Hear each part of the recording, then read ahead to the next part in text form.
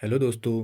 तो आज की अपनी इस अगली वीडियो में हम जानेंगे कि किस तरीके से आप जब आधार कार्ड बनाने जाते हैं तो आधार का फॉर्म आपको किस तरीके से भरना है। ठीक है, तो कुछ इस तरीके से आधार का फॉर्म दिखता है। इससे तो आप परिचित ही होंगे क्योंकि आपने पहले जब भी आप आधार बनाने गए होंगे या अब जाएंगे तो इस तरीके का फॉर्म आप वहाँ पे देखेंगे। ये एक सिंपल सा अपडेशन फॉर्म होता है जो आपको आपके एनरोलमेंट या फिर जब आप अपडेट कराने जा रहे होते हैं तो उससे पहले आपको वहाँ के ऑपरेटर से भरने को देते हैं। ठीक है, तो एक ये साधारण सा फॉर्म है। अब ये देखते हैं इसको किस तरीके से भरते हैं। मैं ये वीडियो इसलिए बना रहा हूँ क्योंकि मैं खुद एक बार आधार बना चुका हूँ। मैं लोगों के आधार बनाया करता था, तो उस दौरान मैंने देखा कि कई लोगों को ये फॉर्म भरने में काफ़ी दिक्कतें होती हैं। तो उस वजह से मुझे लगा कि इस संदर्भ में एक वीडियो बनानी चाहिए जिससे कि सभी लोगों को इस फॉर्म को भरने में थोड़ा आसानी हो जाए, क्योंकि कई सारे बड़े बुजुर्ग वहाँ पर आते हैं तो अमूमन उन्हें इन दिक्कतों का सामना करना पड़ता है। तो देख लेते हैं। इस साधारण तरीके का ये फॉर्म रहता है, ऊपर से ही लिखा रहता है Aadhaar enrolment correction updation form. ठीक है, इस फॉर्म को बारीकी से उसके आप पढ़ लेना है। Aadhaar enrolment mandatory biometric is free. ठीक है, तो आपको पता ही है जो भी आप नया बनाते हैं, अपडेट कर रहे होते हैं, जो 5 साल और 15 साल पर मैंडेटरी होते हैं वो फ्री ऑफ कॉस्ट होते हैं। और उसके बाद जो अपडेशन और जो इस तरीके से होते हैं उसके 50 रुपीज़ चार्जेस होते हैं। और एक्स्ट्रा आप उसके साथ अगर माना जो बड़ी उम्र के हैं अगर बायोमेट्रिक अपडेट कराते हैं तो उनके ओवरऑल चार्जेस 100 रुपीज़ तक होते हैं। ठीक है, तो देखते हैं इसको किस तरीके से भरना है। In case of correction updation Aadhaar number please full correction in update. ठीक है, तो सबसे पहले देखेंगे जब आप फॉर्म भरने की बारी आती है तो रेजिडेंट नॉन रेजिडेंट, तो अमूमन लाजमी है कि अधिक मतलब चांसेस हैं आप अधिकतर रेजिडेंट की मतलब यहीं इंडिया के रेजिडेंट होंगे, तो रेजिडेंट वाले कॉलम पर आपको टिक कर देना है। ठीक है, उसके बाद आगे बढ़ते हैं। इसमें लिखा है please follow the instructions overly while filling up the form. ठीक है, यूज़ कैपिटल लेटर्स ओनली। ठीक है, तो इस बात का ध्यान देना है कि जब भी हम ये फॉर्म भर रहे होंगे तो कैपिटल लेटर्स का ही यूज़ करेंगे। ठीक है, उसके बाद pre enrolment ID if applicable, मतलब प्री एनरोलमेंट आईडी अगर आपके पास होती है तो आप डाल सकते हैं। अमूमन जब आप नया बन रहे होते हैं, अपडेट कर रहे होते हैं, तो आपको ये कॉलम छोड़ने की ज़रूरत है और इसे आप नहीं भरेंगे। इसके बाद in case of update provide Aadhaar number, तो यहाँ पर जो भी आपका आधार नंबर है वो आपने भर देना है अगर अपडेट करना है तो। अगर आप नया बना रहे हैं तो इस कॉलम को भी आप फिर से छोड़ देंगे। मान लीजिए आप अपडेट कर रहे हैं तो यहाँ पर कोई भी संख्या डाल देंगे जो आपका आधार नंबर है। ठीक है, मैं कोई भी इस तरीके से आधार संख्या के अनुरूप भर देता हूँ, तो ऐसी जो 12 अंकों का नंबर होगा उसे अपना जो आधार नंबर होगा वो यहाँ पर आप भर देंगे। ठीक है, उसके बाद अगले कॉलम में आते हैं 2.1। तो देखेंगे जो जो आपको चीज़ें इसमें करनी है वो उस पर आप टिक लगाते रहेंगे। अगर आपको बायोमेट्रिक अपडेट करने हैं तो बायोमेट्रिक अपडेट पर टिक करेंगे, मोबाइल अपडेट करना है तो mobile update, date of birth update करनी है तो वो, एड्रेस, नेम, जेंडर और ईमेल। ठीक है, मान लीजिए मुझे फ़ोन नंबर अपडेट करना है और साथ ही साथ मुझे डेट ऑफ बर्थ भी चेंज करनी है, तो मैं इन दोनों पर टिक कर देता हूँ, मोबाइल नंबर और डेट ऑफ बर्थ। साथ ही मैं अपनी ईमेल भी ऐड करना चाहूँगा इसमें। ठीक है, अब और इसी के साथ साथ जो आपको मतलब जो आपकी रिक्वायर है, चाहे अगर आप एड्रेस चेंज करना चाहते हो तो एड्रेस वाले कॉलम पे टिक कर देंगे, और अगर जेंडर चेंज करना है तो जेंडर, नेम तो नेम, बायोमेट्रिक अगर आप चेंज करना चाहते हैं तो बायोमेट्रिक वाले कॉलम पे। ठीक है, अगर आप नया बनाना चाहते हैं तो ये अगर आप नए जैसे बच्चे का बना रहे हैं, क्योंकि बच्चे छोटे 5 साल से छोटा है तो उसके बायोमेट्रिक लगते ही नहीं है, तो आप mobile, date of birth, address वगैरह सभी पे टिक कर देंगे जो जो आप ऐड करना चाहते हैं। ठीक है, और अगर आप पर्टिकुलर अपडेशन के लिए ही जा रहे हैं तो जो पर्टिकुलर चीज़ आपको चेंज करानी है आप सिर्फ उस पर ही टिक करेंगे। ठीक है, तो उसके बाद आगे बढ़ते हैं। फुल नेम में ये मैंडेटरी भरना होता है, फुल नेम में आप भर देंगे। ठीक है, जो भी आपका नाम है तो आप उस तरीके से भर दें। ठीक है, मैं यहाँ पर लिख देता हूँ रमन नेगी। ठीक है, इसी तरीके से आप जेंडर सेलेक्ट कर लेंगे, male, female, transgender, whatever you are. ठीक है ना, तो मेल पे टिक कर देते हैं। ठीक है, एज भरनी है उसके बाद, ईयर्स और डेट ऑफ बर्थ में अमूमन अब सभी की डेट ऑफ बर्थ पता होती है तो आप कोई भी डेट ऑफ बर्थ यहाँ पर भर देंगे। ठीक है,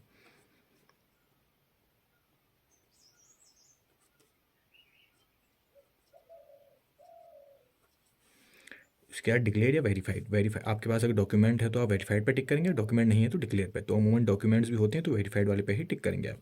ठीक है, और मुझे तो सिर्फ जैसे मैंने बताया कि मैंने डेट ऑफ बर्थ के पर्पज़ से मान लीजिए मैंने फॉर्म भरा है तो वेरीफाइड पे ही टिक करेंगे, तभी आपकी डेट ऑफ बर्थ चेंज हो पाएगी। ठीक है ना, उसके बाद एड्रेस वाला कॉलम जो आता है ये थोड़ा इंपॉर्टेंट है और कई लोग यहाँ पर कन्फ्यूजन भी करते हैं। ठीक है, पहले से एड्रेस वाले कॉलम में क्या होता था, सन ऑफ, वाइफ ऑफ वगैरह वगैरह सारी चीज़ें जो भी आपका मतलब एग्जैक्ट जो आपको लगाना चाहता था वो सारी चीज़ जुड़ती थी।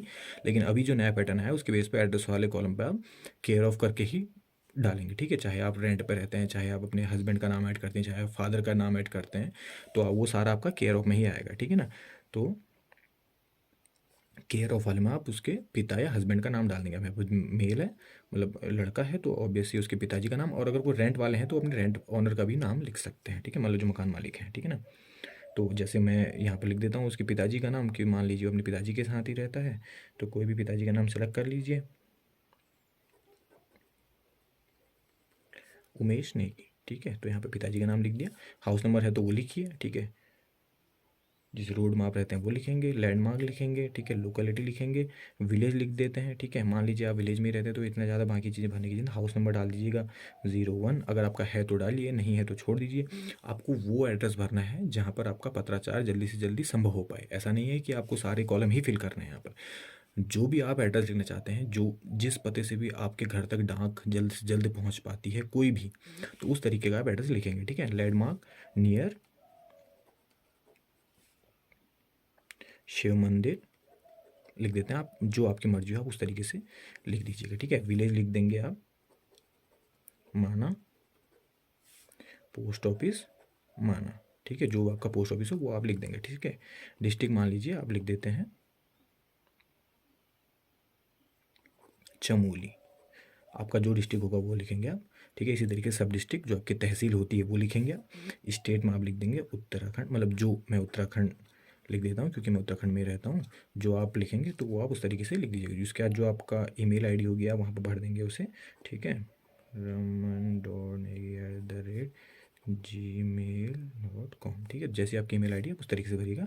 फ़ोन नंबर भर दीजिएगा, ठीक है, जो आपका फ़ोन नंबर वो आप भरेंगे, ठीक है। उसके बाद आप पिन कोड डाल देंगे, आपका जो भी पिन कोड होता है, ठीक है ना।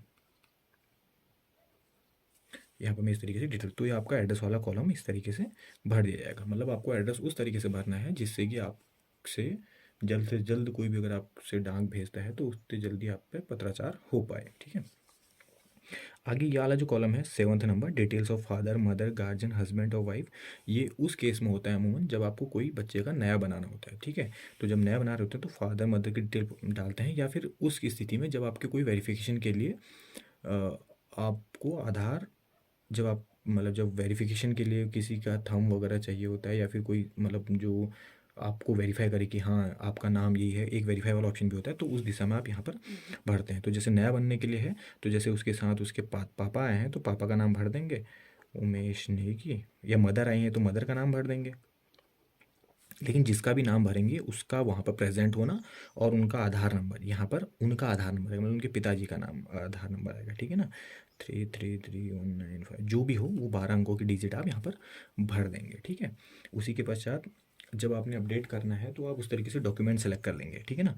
तो डॉक्यूमेंट बेस्ड, अगर इंट्रोड्यूसर बेस्ड है तो आपका ये जो ऊपर वाला 7वां नंबर का कॉलम है ये भरना जरूरी हो जाता है। और हेड ऑफ़ फैमिली वाले में भी, हेड ऑफ़ फैमिली और इंट्रोड्यूसर वाले में आपका ये 7वां कॉलम भरना जरूरी हो जाता है, क्योंकि ये तभी वेरीफाई हो पाएंगे जब आप इस डिटेल को देंगे। और इस जिस भी आदमी का आप यहाँ पर डिटेल देंगे, औरत का डिटेल देंगे, माँ पिता या गार्जियन हस्बैंड, उनका वहाँ पर प्रेजेंट होना और उनका आधार कार्ड होना ज़रूरी है। तो मान लीजिए आप जैसे डॉक्यूमेंट बेस पर कराते हैं, तो मैंने ऊपर जैसे पैन कार्ड मतलब डेट ऑफ बर्थ, तो उसके लिए एक पैन कार्ड जैसे एक है, तो डॉक्यूमेंट बेस पर टिक करके मैं डेट ऑफ बर्थ वाले जो एक कॉलम है, ठीक है ना, फॉर डॉक्यूमेंट बेस, आपको वो लिखना है जो डॉक्यूमेंट्स आप वहाँ पर सबमिट करेंगे। तो मैं जैसे पैन कार्ड लिखता हूँ, ठीक है, मैं पैन कार्ड देना चाह रहा हूँ, डेट ऑफ बर्थ देना चाह रहा हूँ से मतलब नहीं है, मतलब जो आधार की रिक्वायर है उस हिसाब से मैं पैन कार्ड देता हूँ, तो इस आधार पर मेरा वो चेंज हो जाएगा, ठीक है ना। अगर आप नए बच्चे का बनाना चाहते हैं तो अमूमन आप बर्थ सर्टिफिकेट देते हैं, तो अपने आइडेंटिटी वाले कॉलम पर यहाँ पर बर्थ सर्टिफिकेट लिख दीजिए। अगर ये यहाँ पे भी आप बर्थ सर्टिफिकेट लिख सकते हैं,